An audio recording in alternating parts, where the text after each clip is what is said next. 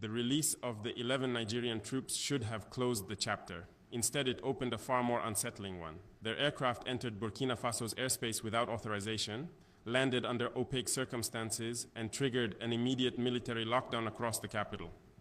For a region already strained by fractures between ECOWAS and the Sahel states, the timing could not have been more dangerous.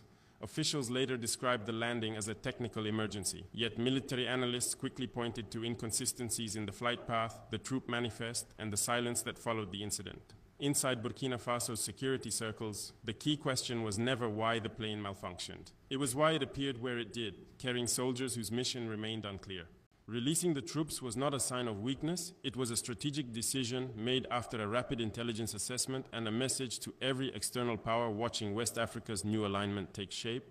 The soldiers returned home, but the doubts, the suspicions, and the geopolitical ripples stayed behind. And those ripples are now shaping the real story. I speak to you today because the incident involving the 11 Nigerian troops did not appear out of nowhere. In our region, nothing happens without a chain of actions beneath the surface. When that military aircraft entered our airspace without authorization, every alarm we had built for the protection of our sovereignty activated at once. As president, I do not have the luxury of assuming good intentions. I must defend the integrity of our land, our people, and our future. When my commanders informed me that the plane had landed in Ouagadougou, I asked one question. Are we dealing with an accident or a mission that was never declared? That question shaped every decision that followed. The soldiers were detained, questioned, and assessed. Not because we sought confrontation, but because Burkina Faso has reached a point where we allow no room for uncertainty. The Sahel is under pressure from every direction. Any mistake can open the door to destabilization. People outside our borders saw the release of the troops as the end of the matter. They were wrong. What happened inside our operations room was far more revealing. The inconsistencies in the flight report, the unusual route, the silence from those who should have informed us ahead of time. These details forced us to treat the event as a potential breach rather than a simple malfunction. We needed clarity before we allowed anyone to return home. Some will say we acted aggressively. I say we acted responsibly. Burkina Faso has been targeted before by hidden agendas, by unannounced flights, by intelligence operations masked as humanitarian movements. I carry the memory of every incident that cost our soldiers their lives. I will not repeat the errors of past governments that trusted the wrong forces and paid in blood. Releasing the troops was not an act of softness. It was a decision grounded in the information we gathered and the stability we intend to maintain within the Sahel Alliance. We showed that we will respond firmly when our sovereignty is breached, yet we will also choose diplomacy when the truth clears the fog. But let me be clear to every neighbor and every power watching. Burkina Faso will question anything that threatens our security. We will challenge anyone who tests our borders, and we will respond with unity, discipline, and conviction. Because this incident was only the beginning of a larger game unfolding around us, and I intend to expose that game piece by piece. When the plane touched down without clearance, it was not the aircraft that concerned me most. It was the silence that followed. In West Africa, silence is rarely accidental. It usually signals hesitation, confusion, or an attempt to hide intent. For several hours, neither Abuja nor ECOWAS provided a clear explanation for the presence of their troops on Burkinabe soil. That silence told me something was unfolding behind closed doors, and it was my responsibility to understand what. Inside our command center, every detail was placed under scrutiny. The flight's path did not match the official story. The communication logs showed irregular pauses. Even the state of the aircraft raised questions about whether the malfunction was genuine or used as a cover. I told my generals that Burkina Faso would not accept narratives that do not align with the facts. We have survived too much deception to return to blind trust. During the questioning of the 11 troops, my priority was not to humiliate them nor to create conflict with Nigeria. It was to establish clarity in a region where misinformation is often deployed as a weapon. The soldiers appeared disciplined, but unsure of how much they were permitted to reveal. That alone signaled that the mission carried layers beyond what was shared publicly. I will not disclose every detail of what was learned, not because I fear consequences, but because national security demands discretion. Yet I can say this: there were elements that did not align with a simple emergency landing, and that knowledge shaped how we responded. Our decision to release the troops came after 3 strategic considerations. First, escalating the situation would have opened the door for ECOWAS actors who are waiting for any excuse to paint Burkina Faso as unstable. Second, the Sahel Alliance values predictable cooperation within the region, even when tension arises. Third, we had already achieved what mattered most. We asserted our sovereignty and made it clear that no military force enters our territory without explanation. I chose to release the soldiers because Burkina Faso had already won the most important battle. We demonstrated discipline, intelligence, and control. We showed Africa that the new Sahel does not panic, does not bow, and does not react blindly. But we also uncovered signals that this incident is part of a wider pattern, a pattern that threatens the balance of power in West Africa. And now that pattern must be addressed. In the days following the release of the 11 Nigerian troops, many asked why Burkina Faso reacted so decisively. They forget that our nation stands at the center of a silent contest for influence in the Sahel. Every move on our soil is watched, interpreted, and measured by actors who want to shape West Africa's future without ever stepping into the light. This is why I say the incident was not an isolated mistake, it was a test. Someone wanted to see how far Burkina Faso would allow its sovereignty to be stretched. The pattern has been clear for months, flights skirting close to restricted airspace, intelligence reports showing unusual coordination between foreign operatives and regional political actors, statements from ECOWAS hinting at pressure that does not match their public diplomacy. These signals form a chain, and the unauthorized landing fit neatly into that chain. I knew it the moment my commanders informed me of the aircraft's registration. What concerned me most was not the soldiers on board, but the possibility that their presence was designed to collect information or assess our readiness.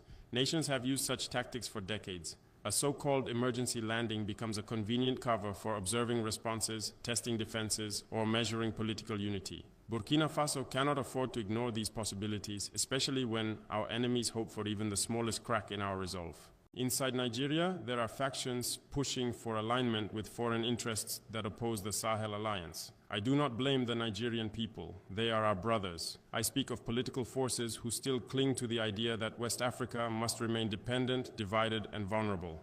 These groups know that a united Sahel challenges their influence, so they watch us, they probe us, they wait for weaknesses. This is why our response was disciplined. We acted firmly, but not recklessly. We allowed no chaos, no panic, and no emotional reaction. My intention was simple. Burkina Faso must show that it is no longer a weak state that can be manipulated or intimidated. Every move must reflect strength and clarity. The release of the soldiers was not a sign that the matter was closed. It was a signal to the world that Burkina Faso sees the broader game in motion. What landed on our soil was not just a plane, it was a message, and now the Sahel must respond with unity. As the days passed, many external observers claimed that Burkina Faso overreacted. They speak as if they understand the dangers we face. They do not. They do not live with the memory of villages burned by insurgent groups armed by foreign interests. They do not carry the responsibility of protecting a nation that has survived waves of destabilization. Those who judge us from afar forget that Burkina Faso stands on a front line they helped create. When we evaluated the incident, I asked my security chiefs to trace every movement of the aircraft before it entered our airspace. What they found strengthened our concerns. The flight had deviated from its stated route, communication gaps appeared at critical points, the timing aligned with intelligence alerts we had received about increased surveillance attempts on Sahel Alliance military readiness. None of this could be dismissed as coincidence. Inside ECOWAS, there are leaders who still believe the Sahel countries must return to the old order. They struggle to accept that Burkina Faso, Mali, and Niger have chosen a new path based on sovereignty, dignity, and regional independence. To them, any opportunity to pressure us is useful. A sudden landing, an unclear mission, or a diplomatic misunderstanding becomes a tool for narrative warfare. I am not blind to this game, and I refuse to let Burkina Faso become a pawn again. Our people have changed. They no longer accept leaders who bow their heads while foreign soldiers cross our borders without explanation. They expect us to defend this land with courage and discipline. That is why our reaction was firm. It was not aimed at Nigeria as a nation. It was aimed at the forces that benefit from confusion and weakness. We will not give them that satisfaction. Diplomacy required that we release the 11 soldiers once the questioning ended and our intelligence evaluation was complete. But strength required that we send a message through our actions. Burkina Faso will not tolerate any operation that undermines our sovereignty. Every incident will be examined. Every aircraft will be monitored. Every explanation will be verified, not accepted at face value. This event made one truth clear. The Sahel is entering a new phase of geopolitical confrontation. The alliances being built are not only military, but ideological. And as this confrontation deepens, our enemies will attempt more subtle moves to weaken our unity. The unauthorized landing was one such move. We recognized it, we responded, and we will remain vigilant. After the release of the 11 Nigerian troops, many assumed that Burkina Faso would simply return to routine operations. But I knew this incident would echo far beyond our borders. What happened was not just a question of sovereignty. It revealed the strategic vulnerabilities that outsiders hope to exploit. And it reminded me that every decision I take must serve one purpose: protecting the future of this nation. Inside our intelligence briefings, we discussed a scenario that concerns me more than any aircraft landing: the possibility that external actors are testing the unity of the Sahel Alliance. They know that Mali, Niger, and Burkina Faso have built a new front against exploitation. They know our cooperation disrupts the old networks that benefited from our instability. A sudden, unexplained military presence on our soil could easily spark mistrust between partners if handled poorly. That was the real danger, not the soldiers, but the reaction that others hoped to provoke. I refuse to let anyone divide the Sahel. Our enemies rely on fragmentation. They rely on suspicion. They rely on the belief that African nations cannot trust one another. That belief is exactly what I intend to destroy. When we questioned the 11 soldiers, we did so with precision, not hostility. I wanted clarity, not escalation. And when we released them, it was a demonstration that Burkina Faso acts with discipline, not fear. Still, the incident exposed a deeper truth. West Africa is entering a period where diplomacy will be used as a mask for influence, military cooperation will be used as a cover for surveillance, humanitarian gestures will be used to disguise political pressure. I have seen these tactics before. They cost lives, they weaken nations. I will not allow them to return. Our people deserve a leadership that anticipates threats before they fully appear. That is why we are strengthening our air defenses, improving regional coordination, and building a security doctrine that protects our skies as firmly as our borders. No unauthorized aircraft should ever reach our soil again without immediate accountability. The release of the troops was not the end. It was a reminder that Burkina Faso must always be ready, ready to question, ready to analyze, ready to respond. Because in this new era of West African politics, the real battles begin long before a shot is fired. In the discussions that followed the incident, I heard many voices outside Burkina Faso insisting that our reaction created unnecessary tension.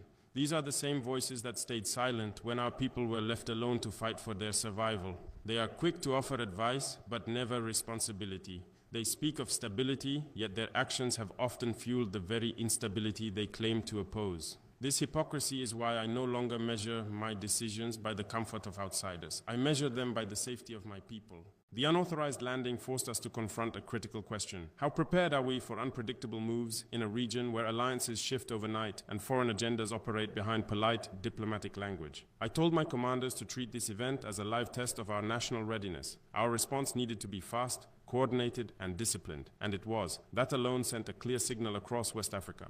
Burkina Faso is no longer a soft target. During the investigation, one conclusion became undeniable. Someone wanted to observe how we would react under pressure. Someone hoped to identify divisions within our command structure. They wanted to see if the Sahel Alliance could be shaken by a surprise event. Their expectation was simple. They believed Burkina Faso would panic, argue, or fracture. Instead, they saw unity. They saw control. They saw a nation that has rebuilt its spine. Nigeria remains an important partner, but I cannot ignore that certain actors within the region exploit these relationships. They create confusion between states so they can shape outcomes without accountability. If we had responded carelessly, those actors would have used the incident to justify new interference. That trap failed. Our clarity denied them the narrative they hoped to construct. This experience strengthened my conviction that Burkina Faso must continue transforming its security posture.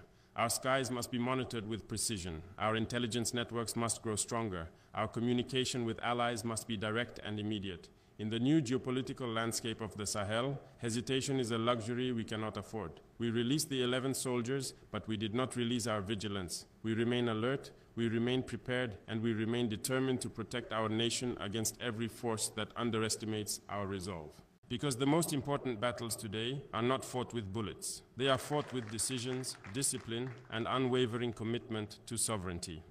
After the release of the 11 troops, many believed the situation had reached its conclusion. They were mistaken. The event triggered a deeper review inside Burkina Faso, one that extended beyond a single aircraft or a single group of soldiers.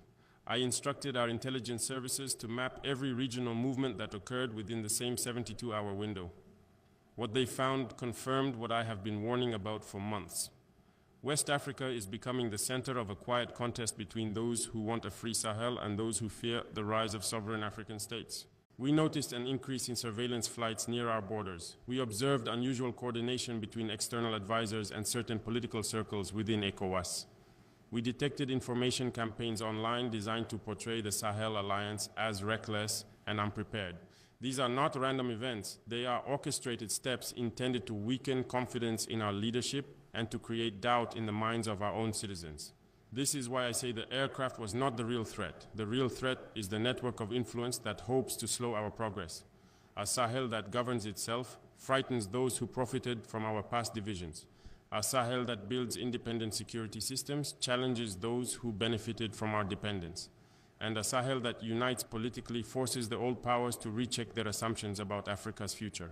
I refuse to let Burkina Faso become the entry point for destabilization. Our people have suffered enough from policies made in distant capitals that never carried the weight of our reality. If the world wants to understand why we react firmly, they must understand our history. We have buried too many citizens to take any breach lightly. Our response is shaped not by fear, but by memory. What happened with the 11 troops also reminded me of the responsibility we carry within the Sahel Alliance. Our actions signal how far we are willing to go to protect our sovereignty. They shape the confidence of our partners in Mali and Niger. And they show the youth of Africa that leadership is not measured by how often we bow, but by how consistently we stand. This incident may fade from the headlines, but it will remain in my calculations. It sharpened our awareness, it strengthened our unity, and it marked a turning point in the struggle for Africa's self-determination. The story did not end when the soldiers left. It ended when we proved that Burkina Faso cannot be tested without consequence. As I reflect on the incident, I understand that many people outside our borders still underestimate the scale of transformation taking place in the Sahel. They look at Burkina Faso as it was years ago, not as it stands today. They expect hesitation, confusion, or disunity. But the new Burkina Faso is driven by a clear purpose. We protect our independence with discipline, and we confront strategic threats with clarity. The unauthorized landing forced the world to see this new posture, whether they were ready or not. The release of the 11 troops was only the visible part of our response. The deeper work happened behind closed doors. We strengthened our chain of command. We reviewed our air surveillance protocols. We increased cooperation with our partners in Mali and Niger. We upgraded the communication systems that alert us to possible infiltrations. These measures were not designed for a single incident. They were designed for the new geopolitical environment rising across the Sahel. I know that some actors hoped this event would shake our internal confidence. They believed a surprise landing would expose weaknesses or divisions. Instead, they witnessed something they did not expect. They saw a nation that responds rapidly, evaluates calmly, and decides with purpose. They saw a military that no longer waits for instruction from foreign advisors. They saw intelligence services that think independently and refuse to be misled by surface explanations. This is the Burkina Faso I have been working to build, a nation that understands the cost of past vulnerabilities and refuses to repeat them. Our people have endured years of conflict. They have carried the weight of decisions made by leaders who traded sovereignty for comfort. Today, we choose a different path. A harder path, but a dignified one. The 11 soldiers were never the enemy. The real challenge is the strategy behind the incident, the calculations hidden beneath diplomatic language, and the efforts to measure our readiness. I want every foreign power to understand this. Burkina Faso does not fear engagement, but we will not tolerate disrespect. We welcome cooperation, but we reject manipulation. We stand open to dialogue, but we will not kneel. This incident revealed who is watching us, who is testing us, and who is preparing for the next move. And it confirmed that Burkina Faso must remain alert. Because in this new era, sovereignty is not defended once, it is defended every single day. The world will remember the release of the 11 Nigerian troops as a brief moment in regional news. But for Burkina Faso, it marked a turning point. It reminded us that vigilance is not a choice, it is a necessity for any nation that refuses to bow to external pressure. The Sahel has entered a new chapter, and every decision we make carries weight far beyond our borders. I want our people to understand this clearly. The strength we showed was not for a single day, it was for the future we are building. A future where no foreign force decides how we defend our land. A future where unity within the Sahel becomes a shield against manipulation and division. A future where Africa determines its own destiny. The soldiers returned home. The aircraft is gone, but the lesson remains. Burkina Faso will never again be caught unprepared. We stand ready. We stand disciplined and we stand sovereign.